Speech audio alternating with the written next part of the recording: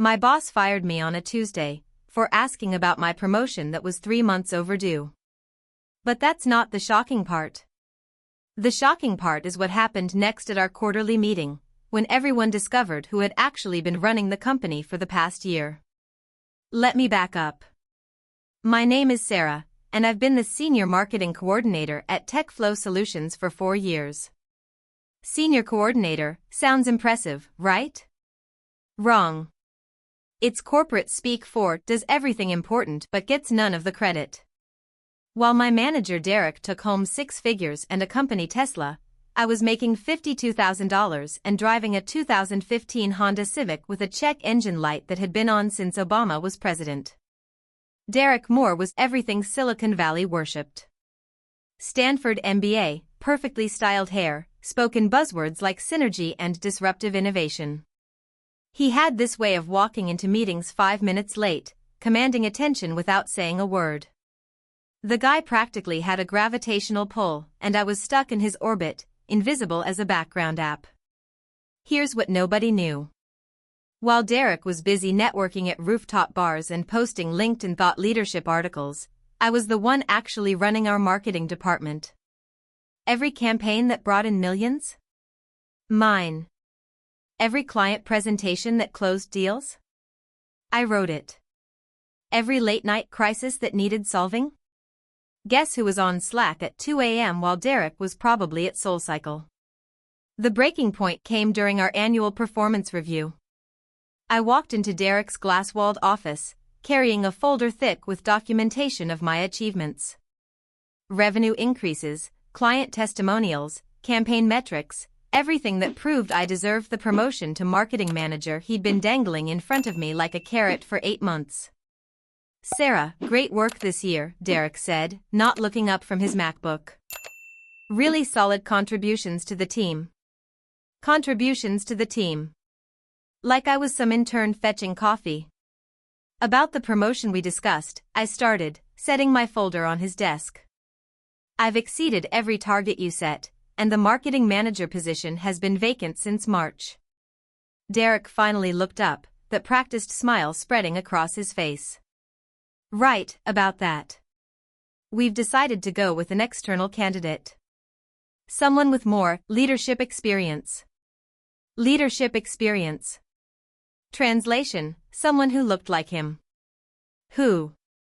I asked, though I already knew the answer would destroy me. Brad Morrison. He's coming from a startup in Austin. Really exciting fresh perspective. Brad Morrison. I'd looked him up on LinkedIn the moment I heard his name whispered in the break room. 26 years old, 2 years out of college, his biggest accomplishment was growing a crypto newsletter to 500 subscribers. Meanwhile, I'd grown our email list to 50,000 and increased conversion rates by 300%. But Brad had something I didn't. He was Derek's former fraternity brother from Stanford. I see, I said quietly, closing my folder. And my role? You'll be supporting Brad, of course. Helping him get up to speed. Think of it as an opportunity to mentor. Mentor. The word tasted like ashes in my mouth. That night, I sat in my studio apartment, staring at my laptop screen. I'd been documenting everything for months, not for revenge, but for protection. In corporate America, you learn quickly that if you don't have evidence, you have nothing. And I had evidence of everything. Screenshots of Derek taking credit for my work in executive emails. Slack conversations where he assigned me projects while he was clearly on vacation. Client testimonials praising campaigns I'd designed, strategies I'd developed, content I'd written. Even recorded Zoom calls where Derek presented my ideas to the C-suite as his own brilliant insights. The irony? Derek had been so confident in his untouchability that he'd made me an admin on almost every system. I had access to his emails, his calendar, his project management tools. I knew about his 3-hour lunch meetings, his fake client calls that were actually job interviews with competitors, his habit of scheduling important meetings during my lunch break so I couldn't attend. But I also knew something else. Something that would change everything. Derek wasn't just taking credit for my work. He was actively sabotaging other team members to make himself look better. Jenny from social media had been written up for missed deadlines on projects Derek had reassigned to outside contractors without telling her. Marcus from content had been put on a performance improvement plan for a lack of initiative after Derek had rejected every single one of his pitches without explanation. The quarterly meeting was scheduled for Thursday. All hands, including the CEO, CFO, and board members. Derek was set to present our department's annual achievements that were 90% my work. I spent Tuesday night preparing. Not a resignation letter, not a complaint to HR, something better. Wednesday morning, I arrived at the office early. I printed documents, organized files, and made copies of everything. By lunch, I had a presentation ready. Not the one Derek was expecting. Thursday arrived with that crisp October energy that makes everything feel possible. I wore my best blazer, the one I'd been saving for my promotion announcement. The irony wasn't lost on me. The conference room filled with the usual suspects. Derek strutted in wearing a new suit, probably celebrating his upcoming presentation. Brad Morrison sat beside him, looking nervous but eager. The executive team occupied the head of the table like a tribunal. "Let's begin with marketing," CEO Rebecca Martinez announced. "Derek, you're up." Derek stood, adjusting his tie with that confident smile. "Thank you, Rebecca. I'm excited to share our department's incredible achievements this year." He clicked to his first slide. Revenue growth, client acquisition, campaign success rates. All numbers that made the executives lean forward with interest. Our Q3 campaign for the Peterson account exceeded expectations by 250%, Derek continued. The strategy we developed really resonated with their target demographic. We developed. The lies rolled off his tongue like honey. The social media integration was particularly innovative, he said, gesturing to a slide showing engagement metrics. We identified micro-influencers in the B2B space and created authentic partnerships that drove unprecedented engagement. I raised my hand. Derek paused, clearly annoyed. "Sarah, can this wait until after the presentation?" "Actually, I think the executives might be interested in hearing about the real strategy behind these campaigns," I said, standing up. "May I?" The room went quiet. Rebecca Martinez looked intrigued. "Go ahead, Sarah." I walked to the front of the room, pulling out my laptop. I appreciate Derek's overview, but I think there are some important details missing from this story. Derek's face had gone pale. "Sarah, I'm not sure what you're..." "The Peterson campaign," I interrupted, clicking to my own presentation. "The one that exceeded expectations by 250%? Here's the original strategy document." The screen filled with a document clearly showing my name as the author, dated 3 months before Derek claimed to have developed it. Timestamp, version history, everything. And here's the email where Derek presented this strategy to the client, taking full credit for the concept, execution, and results. I clicked through a series of screenshots. Derek's emails to the Peterson team, his presentation to their board, his follow-up reports to our executives. In every single one, he positioned himself as the mastermind while I was relegated to implementation support. The room was dead silent. "But that's not the interesting part," I continued. "The interesting part is what Derek was actually doing while I was developing and executing these campaigns." New slides appeared. Derek's calendar, showing 3-hour client meetings at golf courses. His expense reports, revealing $500 lunches charged to marketing budget while the rest of us ate desk salads. His browser history, captured through our company's monitoring software, showing hours spent on job search websites during work hours. "Oh, and here's my personal favorite," I said, clicking to the final slide. Derek's LinkedIn messages with recruiters from our biggest competitor, discussing how he could bring his team's innovative strategies to their company. The executives weren't just listening now. They were taking notes. Rebecca Martinez leaned forward. Sarah, these are serious allegations.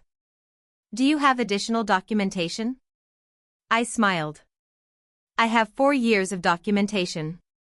Every campaign Derek has claimed credit for, every strategy he's presented as his own, every team member he's undermined to protect his position. It's all here. I handed her a thick folder.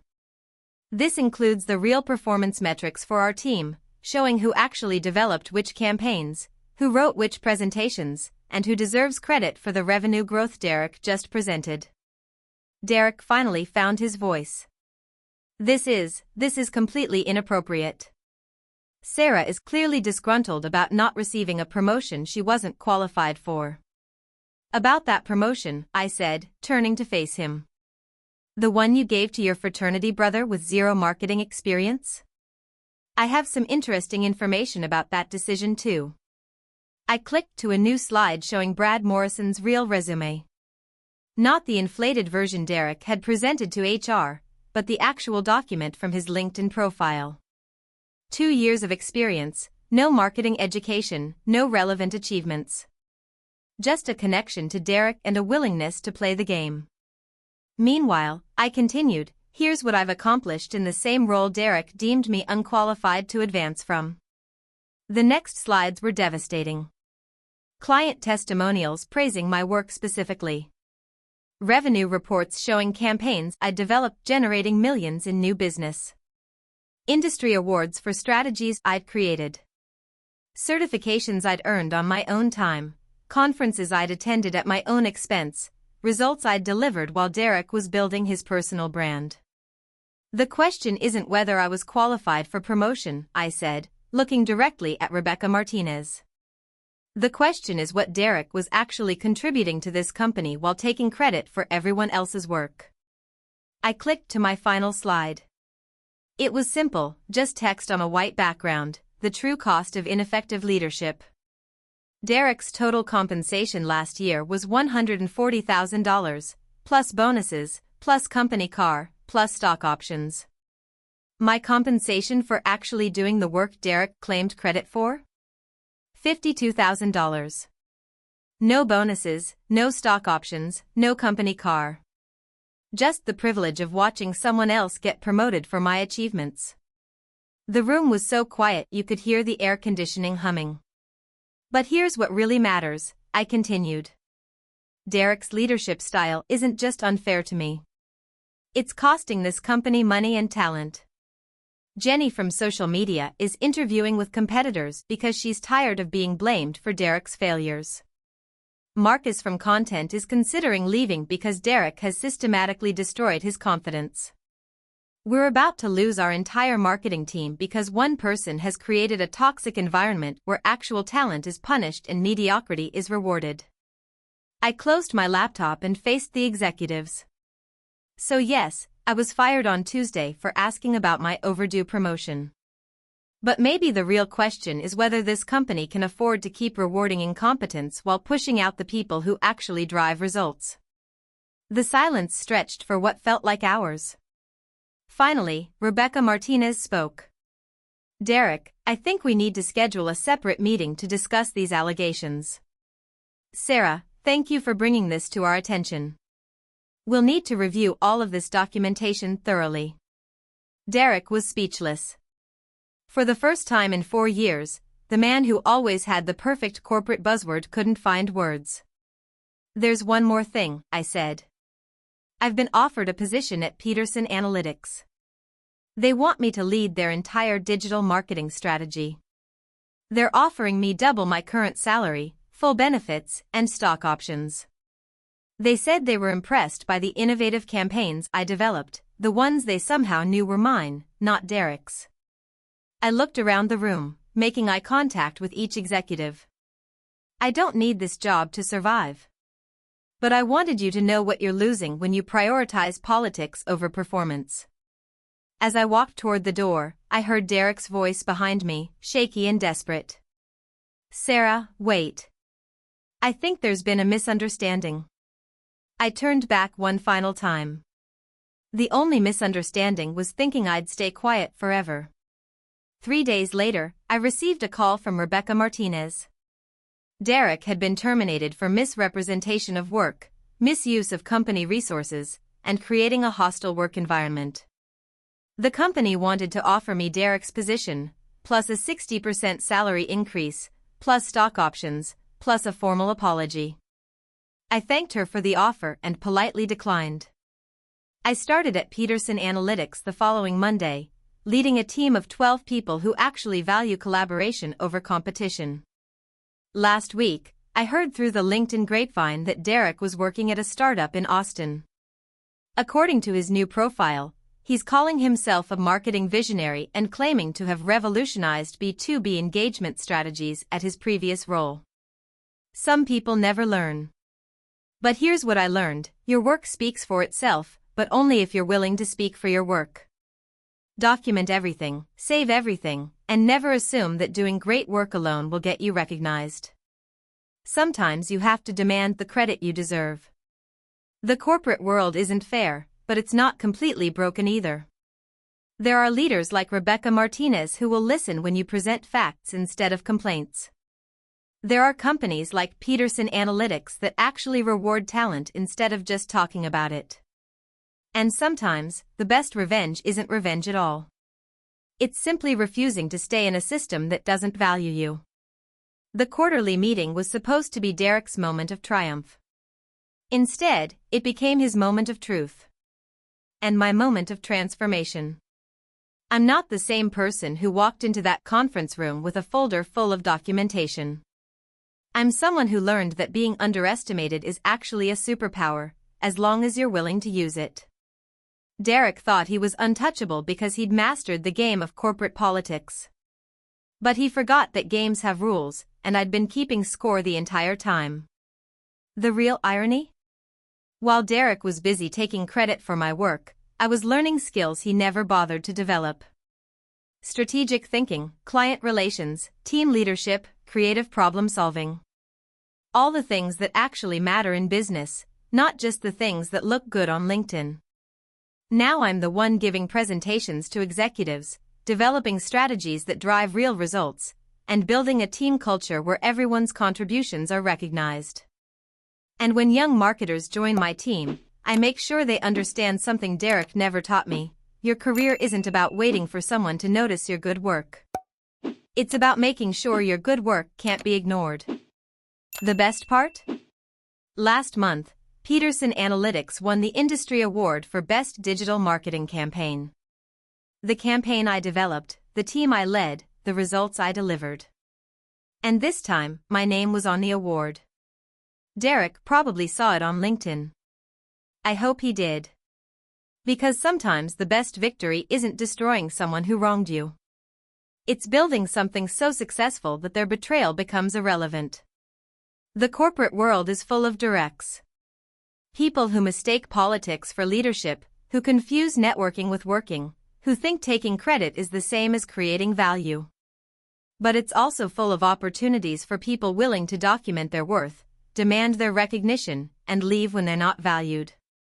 You don't have to accept being underestimated. You don't have to smile while someone else gets promoted for your achievements. You don't have to stay grateful for scraps when you're generating the entire meal. But you do have to be strategic. You do have to be prepared. And you do have to be willing to walk away from situations that don't serve you. The quarterly meeting changed everything, but not because I destroyed Derek's career. It changed everything because I finally understood my own value and refused to let anyone else diminish it. That's the real transformation. Not revenge, but recognition. Not anger, but action. Not hoping for fairness, but creating it. And that's a lesson worth way more than any promotion Derek could have given me.